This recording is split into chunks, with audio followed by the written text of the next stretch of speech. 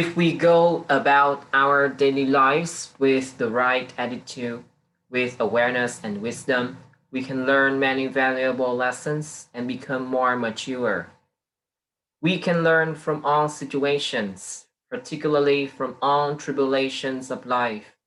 The so-called A worldly wins, Loka Dhamma, gain and loss, fame and dishonor, happiness and misery, praise and blame. There are so many lessons to learn from life. Our whole life is a school. We are learning from the day we are born until the day we die. Everything we experience, every sight, sound, smell, taste, touch, feeling, emotion, everything, whether pleasant or unpleasant, is just a lesson. If you can learn from them, you can become wiser. But in order to be able to learn from these lessons, you need awareness. If you live without mindfulness, if you are absent minded, you cannot learn a thing. You will neither gain knowledge nor develop any wisdom. Children who are just hanging around the classroom spaced out, who are just sitting there, daydreaming, will not hear what the teacher says, will not remember and not learn anything. In ordinary life, too, if we go through life's ups and downs, absent minded, daydreaming, we will not learn our lessons. If we want to learn from all our lessons, we need constant mindfulness. We need to practice living mindfully. It's the only way. When you see something, how does it feel? When you hear something, how does it feel? When you think about something, how does it feel? We need to really pay attention to all these things, all these feelings. You might feel overwhelmed at the thought of having to be aware of all this, but don't think it is too difficult to do. Just start by practicing a little now and then, and slowly over time, you will become aware of more and more, and it will become easy. Some of my disciples have been practicing mindfulness meditation for 4 or 5 years, a few for about 10 years now. Every time we meet, I encourage and remind them to keep up their practice. From remembering to be mindful once at the end of the day and feeling glad about that, they progress to remaining mindful for a whole minute and eventually manage to keep up constant mindfulness for 5 minutes.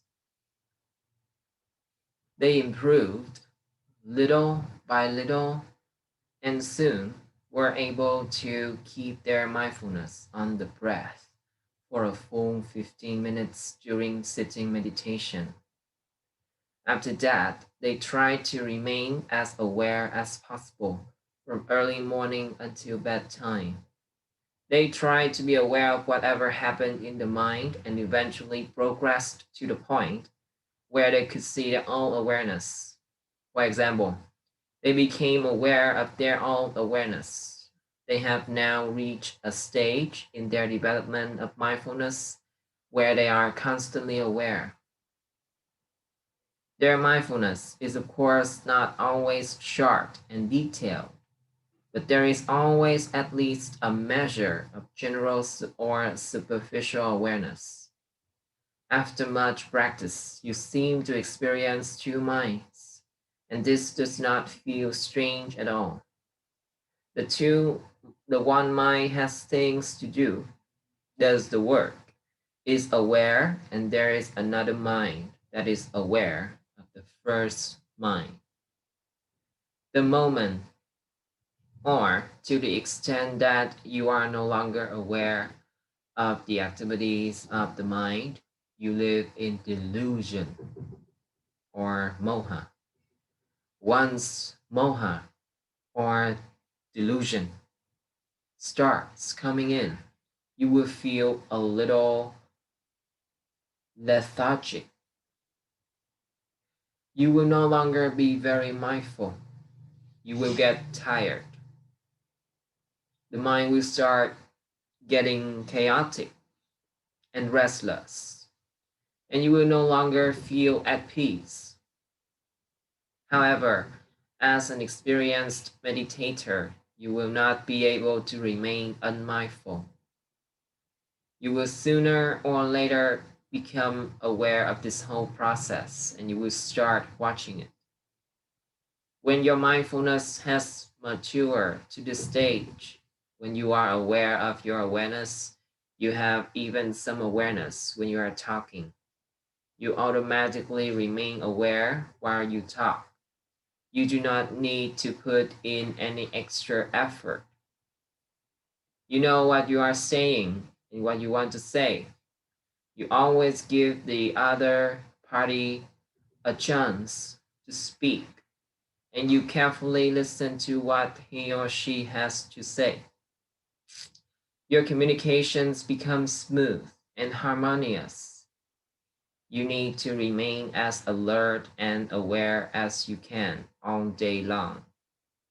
If you are able to keep up a certain level of continuous awareness, you will occasionally see the processes of the body and the mind clearly and deeply. When mindfulness becomes very strong, there will be no more thinking. The mind will become completely quiet. Then the mind will be able to be directly aware of sensations and physical processes. And if you look at the mind, you will be able to directly see its quality of peace and quietness. When you are in such a keen state of awareness, you will become easily aware of whatever catches your attention. The moment you become aware of it, it is gone, and you are also aware of that. You do not think about it. If you see it immediately, know it because you feel it. You are seeing the natural characteristic of a phenomenon. It appears and then immediately disappears. This is awareness of arising and passing away. Those who practice meditation intensely see arising and passing away as birth and death. This view of birth and death is very profound and subtle. For most people, birth is simply something that happened a long time ago, and they have, of course, no idea how much longer they have left to live. They probably all think that death is still far away, and they will die one day without any understanding. Those who have developed their mindfulness see things very clearly.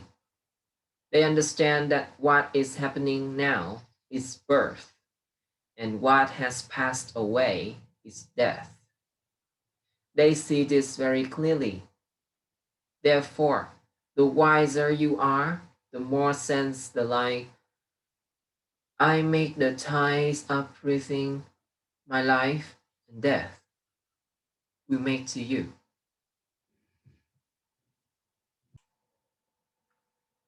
I have no divine power. I make honesty my divine power.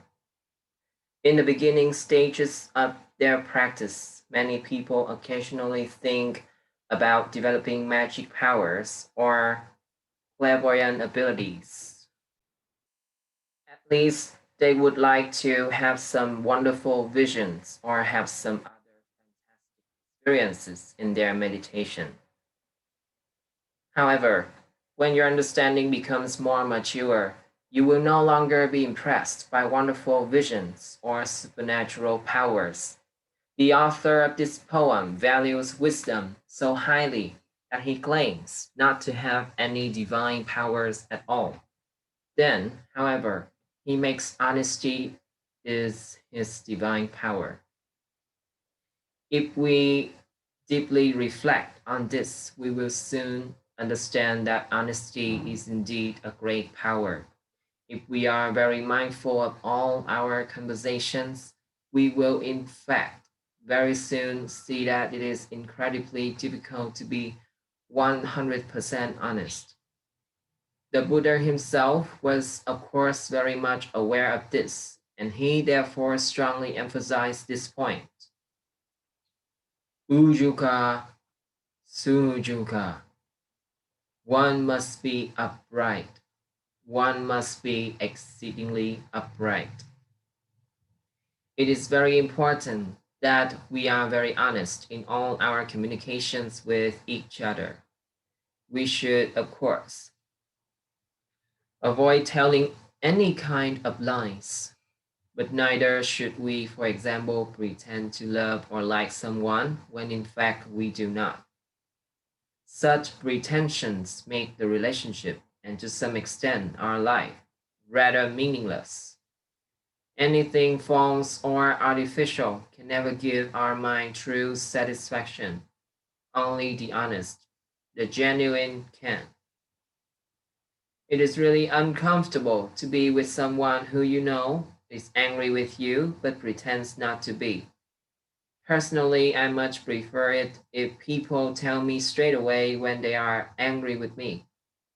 This gives us an opportunity to have some open communication and work something out together.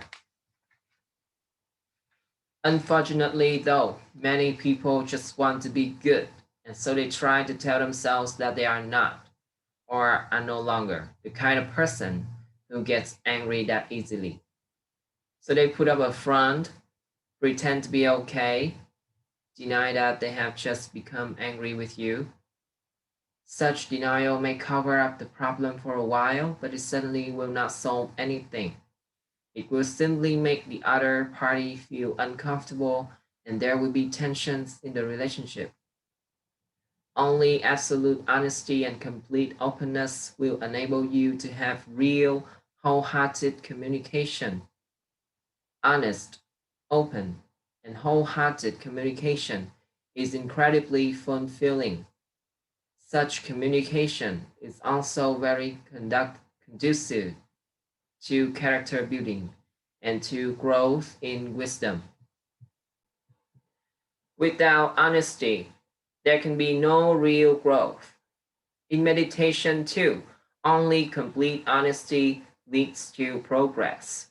A meditator must not lie, must never pretend to know something he does not. It is particularly important never to lie to your meditation teacher. If a yogi tries to impress the teacher by claiming that his mind does not wander at all during a 1 hour sit, it will most probably create the exact opposite effect, unless he is actually in deep absorption in jhana. It is impossible that there will be no thinking. It is natural that the mind will wander every now and again. This happens even to very experienced meditators whose concentration and stability of mind is very good. Be honest and always tell the truth. Never pretend to have had an insight. Never pretend to understand something just to please or impress the teacher. Experienced teachers will know immediately when yogis are not telling the truth. They will feel sorry for them since they realize that the yogis so very much want their meditation to progress that they are cheating themselves. They will also know that these yogis cannot progress if they carry on like that. Such yogis should therefore be told that this is not acceptable. Some yogis said that they are practicing for the teacher's sake. There is really no need to practice meditation for the teacher. Teachers practice for themselves. You should just practice for yourself too. Practice honestly, willingly, sincerely, and with the right faith. Not only should you never lie to your teacher, you should also never lie to your fellow yogis. You might, for example, talk about your meditation in such a way that others get the impression that you have reached a particular stage. Never do that. Even only one such lie will hinder your progress in meditation. Meditation, the Dharma, is about truth. You can only know the truth if you are absolutely sincere and completely honest. So, what do you do if you catch yourself saying something that was untrue? First, you need to look at your mind and really admit it to yourself. Next, you need to admit it to those you have been talking to. Tell them that you have just been exaggerating and tell them where you are really at. We are, of course, all rather afraid to make such admissions, aren't we? It is not easy. It is embarrassing.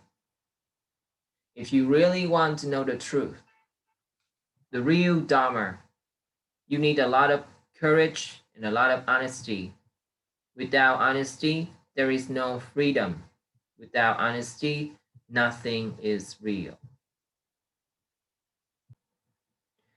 Every lie entraps the heart and soul. It is no longer free. Once a person has lied, he will often have to lie repeatedly to cover up his original lie, and so will never have any peace or clarity of mind. Without peace and clarity of mind, wisdom cannot grow. If wisdom does not grow, the quality of our mind cannot become more noble. The liar knows that he has been lying, and so he cannot respect himself.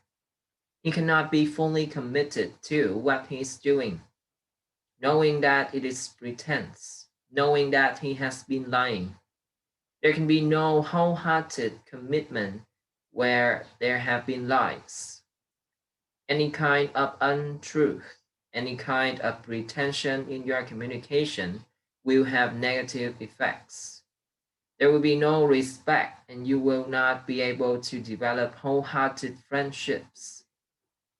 Dishonest communication is, of course, neither conducive to character building nor to growth in wisdom. You do not need very strong sati and samadhi in order to know that you are lying, that you are angry, or whatever else you are trying to cover up. It is, of course, essential that you become aware of such states of mind. Nobody can skip this stage in their development.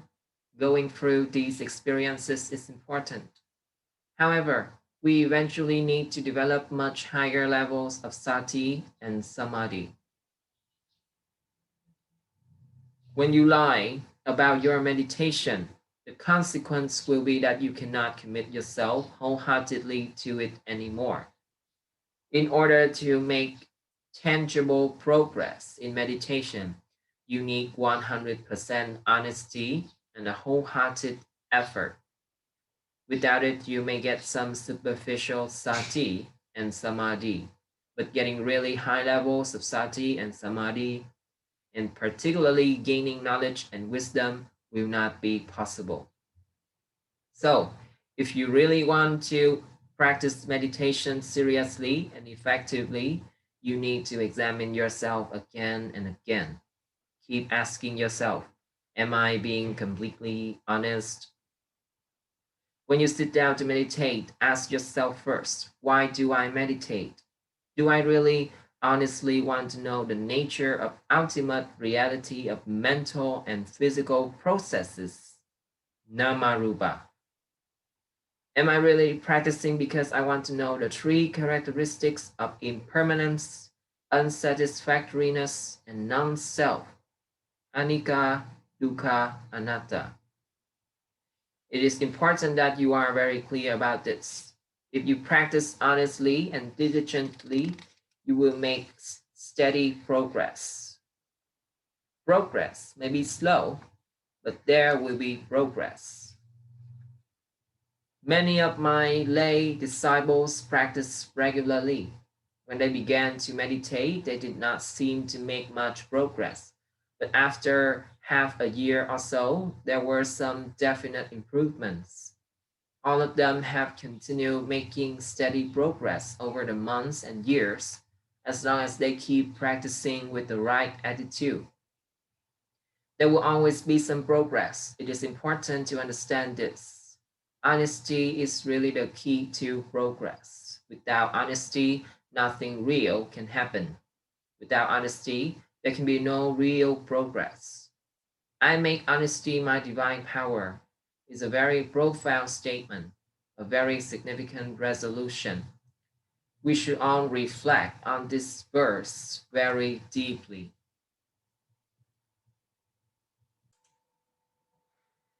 I have no friend. I make my mind my friend. It is natural to have friends and acquaintances. Meditators often have many companions or spiritual friends. Kaliyam Namita. And these are very valuable friends indeed. The writer of this poem is definitely not talking about ordinary friends. He is talking about friends in a very spiritual sense. He makes his mind his friend. What beautiful, profound words. I make my mind my friend. Just think how wonderful it would be to have your own mind as a friend. It would be such a joy. Just imagine though if the opposite were true. In fact, for a lot of people, their mind is not their friend, and for some, it is even their enemy. I once gave a talk at a drug rehabilitation center. All the patients were hardcore drug addicts. They were various religious backgrounds, so I had to choose a topic that would suit everyone. I basically explained them how important it is that they learn to love themselves, that they become a good friend to themselves, and that they need to make their minds their friend. Drug users and abusers harm their own health, waste their money, and usually cannot hold down a job. They lose their dignity. They get ostracized by society, and nobody trusts them any longer. Sometimes they get driven out of their own homes, even their own mothers. Despite all their love and care, get to the point where they simply cannot take it anymore. But drug users not only damage their health and lose their social standing, they also shorten their lifespans and they harm something very precious, their intelligence. People who think alcohol are also drug users. Alcohol always clouds people's minds, and those who drink a lot of damage their livers. Alcoholics mess up their marriages, and their children are usually badly affected psychologically too. They suffer a lot and they cause a lot of suffering. What leads them down the road of such terrible destruction? It is their mind, a mind that likes to indulge in improper and unwholesome activities. Do they do it because they love themselves? Not at all. Their attachment to external objects makes them do it. Love and attachment are very different. Some people seem to be their own worst enemy. They think they love themselves when in fact they are simply attached to certain activities. But if their mind encourages them to engage in unwholesome activities, it becomes their enemy. Only a mind that encourages us to do wholesome things can be a friend.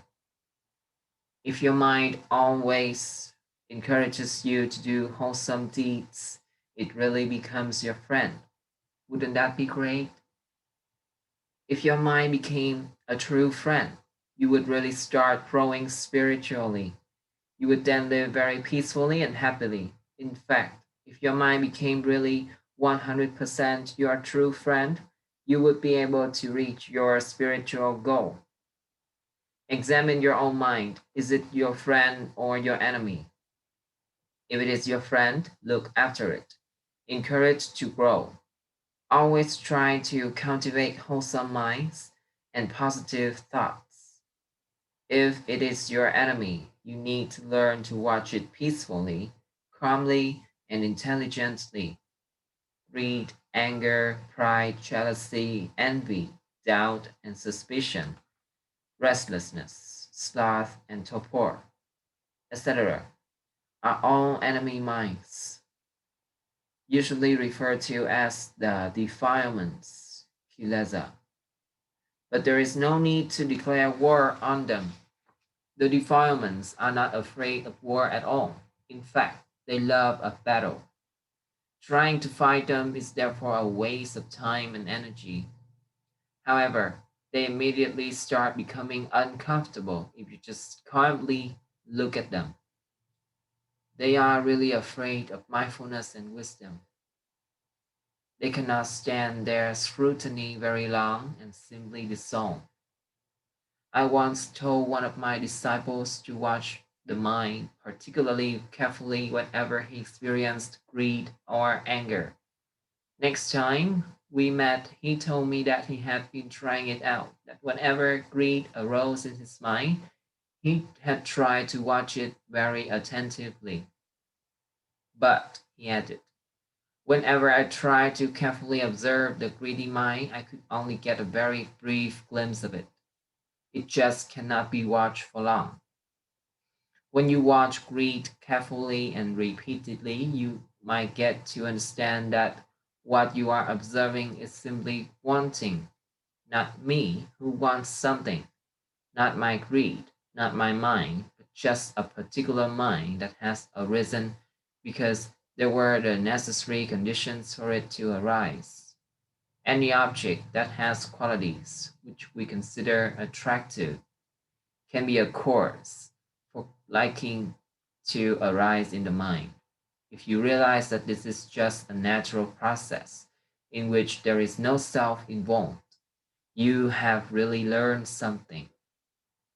If you, on the contrary, continue to think of it as my greed, it will not disappear but become stronger. When the defilements team up with a strong sense of I, they can become larger than life. If the defilements do not get any support from the ego, they become weaker. So, watch out for those moments of despair when you feel overwhelmed by your anger and your greed. Try to not identify with the defilements, but just observe them mindfully until you understand that they are not your defilements, but simply minds which have come into existence because of certain conditions. If you always watch the defilements calmly and carefully, you will start to understand the nature of the mind. You will realize that you cannot make anything disappear and that there is no need to do so. If you can look at the defilements calmly every time they come up, and if you can see that there is no self involved, anatta, they will lose their power. This knowledge or wisdom will give us inner strength, will make us more balanced, and therefore more mature individuals. Anybody who can make his mind a true friend will have a highly developed and mature mind. In order to develop such a mind, we must not waste any time. We need to learn lessons from everything that happens to us. We must see everything we experience as an opportunity to learn.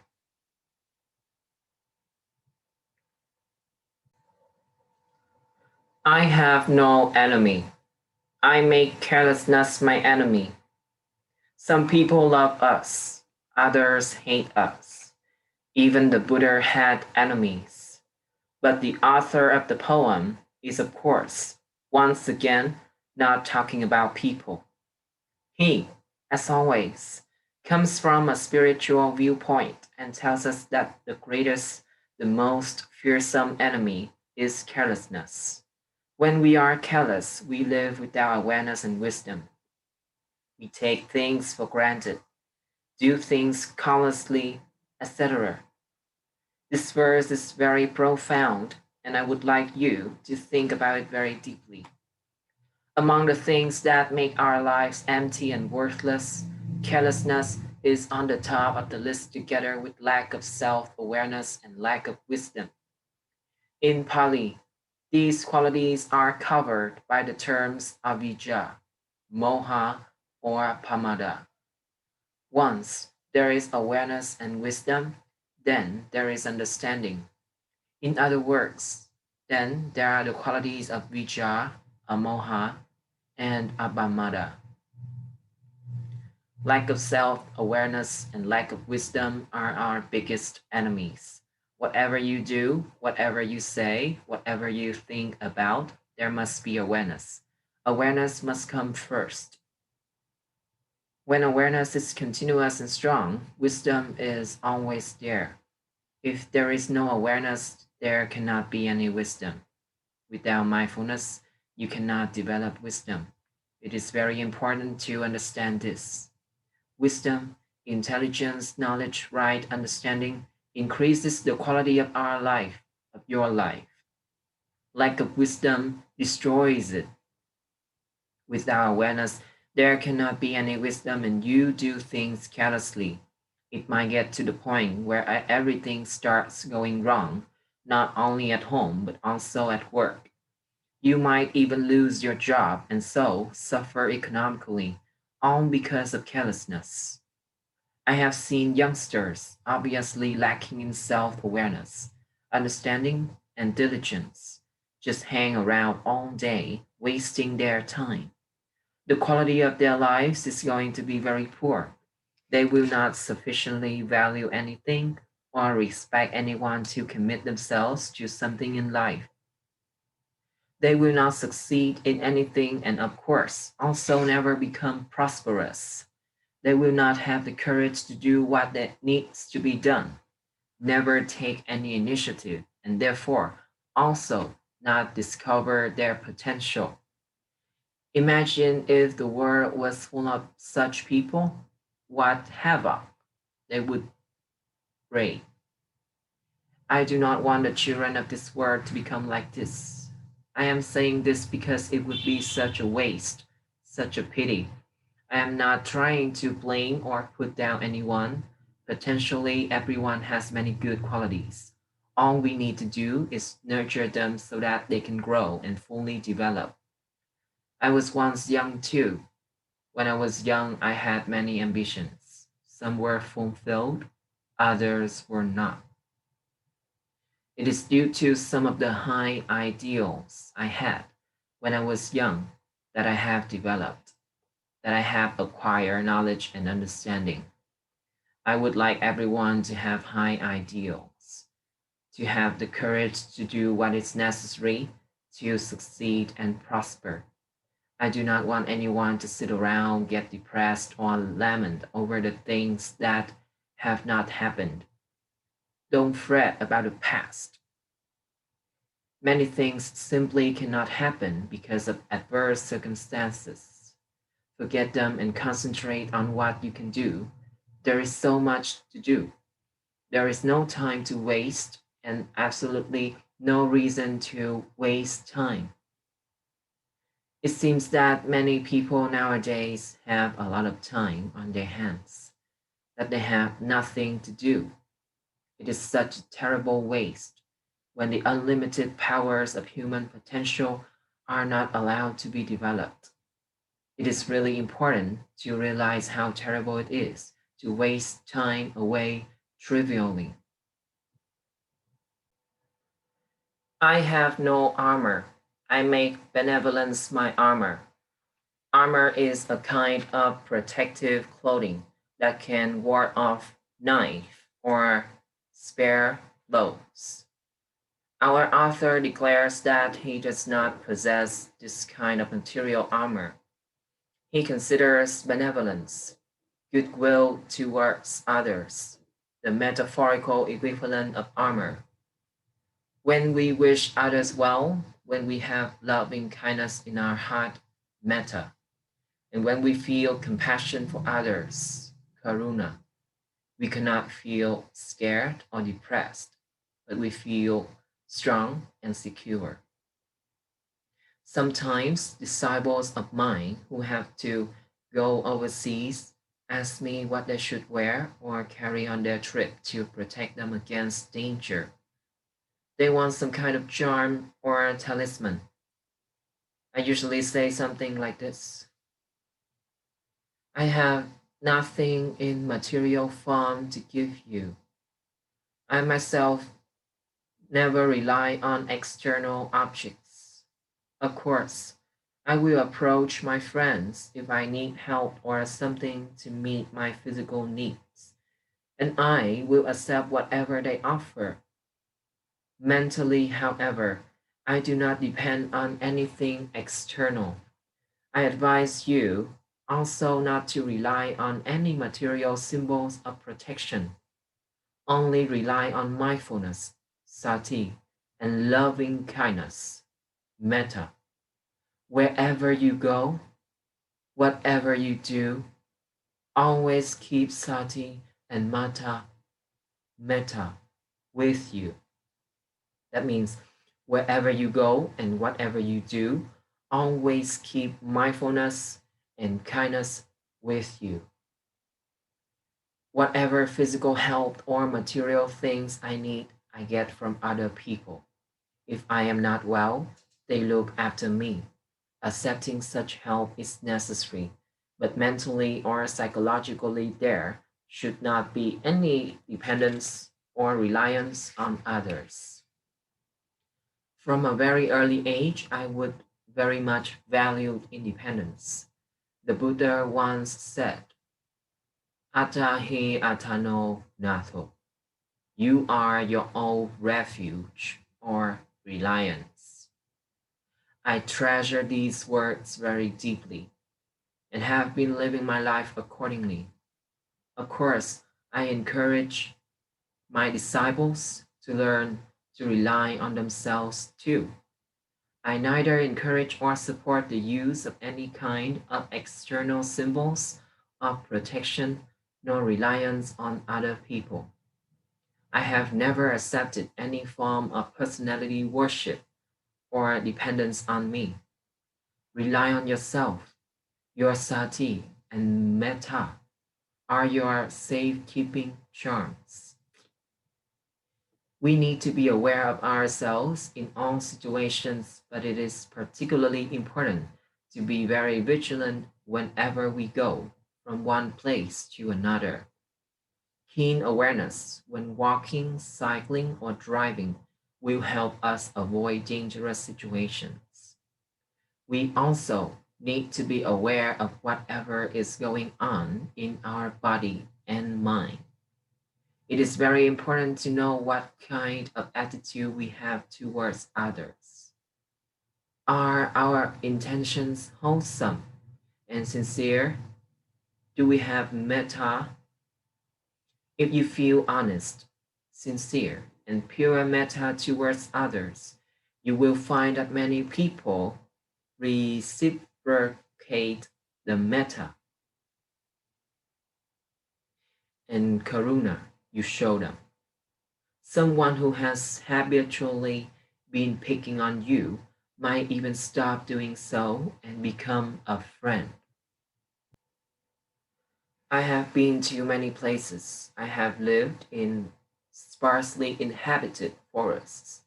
I have lived in places where there are real dangers, but I never came across any danger because I have always cultivated true warmth, metta, karuna for others. When you truly care for others, and when you know that there are many people who care about you, who love you, you feel very secure. Metta is the only true protection. no matter how much iron armor you may wear.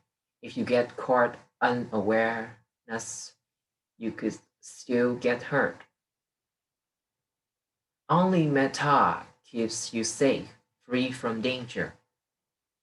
Of course, you also need mindfulness to keep you safe from danger, but mindfulness and metta may not always protect you. Even the Buddha himself, perfect in metta and sati, was not always safe from danger. Some people tried to harm him.